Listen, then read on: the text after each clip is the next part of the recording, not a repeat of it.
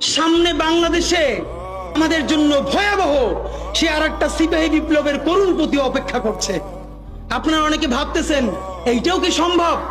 জামাতের ভাইয়েরা অনেকে বুঝে না, বলে কি করে সম্ভব? মনে করাই দেই, শহীদ নিজামী মুজাহিদ সাহেবেরা মন্ত্রী হিসাবে সর্বশেষ যখন সম্ভবত 2006 বা 2007 মন্ত্রী ছিলেন, বলেন তো তার কয় বছর পর তাদেরকে ফাঁসি দেওয়া হইল? 10 বছরও লাগে নাই।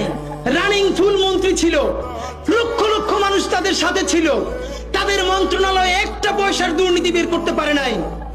10 বছরের মধ্যে মন্ত্রিত্বের পর তাদেরকে ফাঁসি দেওয়া শুধু হয় নাই, তাদের সন্তানরা তাদের জানাজাটা পর্যন্ত পড়তে পারে নাই। সংখ্যা দিয়ে হয় না ভাই, কোটি কোটি মানুষ দিয়ে সবকিছু হয় না। আজকে আপনারা প্রথম আলোর বিরুদ্ধে বলেন, এই যে আসার সময় বলতেছিলাম শায়েকরে, প্রথম আলোর প্যারালাল কাছাকাছি একটা পত্রিকা কি আমরা দাঁড় করাইতে পারছি? অনেকে বলে আমার দেশের কথা, আজকে শুধু বলি, পরশু জানলাম প্রথম আলোর 10 ভাগের 1 ভাগ বিনিয়োগ এবং আর্থিক সংগতি আমার দেশের নাই।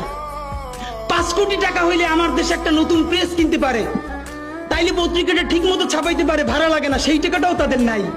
ভাই, ভালোবাসা দিয়া পয়সার কাজ হয় না। 50,000 টাকা যে এই লোকটার স্যালারি, এই কাজ যদি 20,000 টাকা দিয়ে করাইতে চান, কোনদিন 50,000 টাকা রিপোর্ট এবং স্কিল আপনি পাবেন না। ওই 50,000 টাকাই লাগবে। মানুষ মাগনা কাটে 3 দিন, একজনকে দাওয়াত খাওয়ায় 2 দিন 3 দিন, তারপরে আর চলে না। আমাদের আর্থিক যোগ্যতা অর্জন করতে হবে। আমাদের অনেকগুলো প্রতিষ্ঠান লাগবে, একটা প্রতিষ্ঠান না। আমাদের ভাইদের সমস্যা কি জানেন? সে আজকে যদি হাটাজারি মাদ্রাসা দিয়ে কেউ একটা পত্রিকা বার করে, সেই পত্রিকাটাও সে জাতীয় মূলধারা বানাবে না, দেবে দৈনিক হাটাজারি সে বানাবে। মানে কোনো না কোনো ঘুরে ফিরা তার চিন্তায়, মননে, মগজে প্রথমে হয়তো হাটাজারি, সর্বোচ্চ বড় হইলে হেফাজত, এরপরে সর্বোচ্চ বড় হইলে বাংলাদেশের শুধু মুসলমান। ভাইরা, এই মুসলমানের বাইরের যে জনগোষ্ঠী, সেটা কি আপনার না? আপনি ভাবেন এই দেশের আপনি প্রধানমন্ত্রী, তারপরে ভাবেন আপনার জনগোষ্ঠী কারা, আপনি সেরকম চিন্তা করেন। সুতরাং আমি কথায় অনেক ভুল ভ্রান্তি বলতে পারি, কিন্তু বিশ্বাস করেন আমার কলিজা চিল্লেও আপনারা শুধু যেটা পাবেন সেটা হইল আমি চক্ষু বন্ধ করে দেখতে পাই।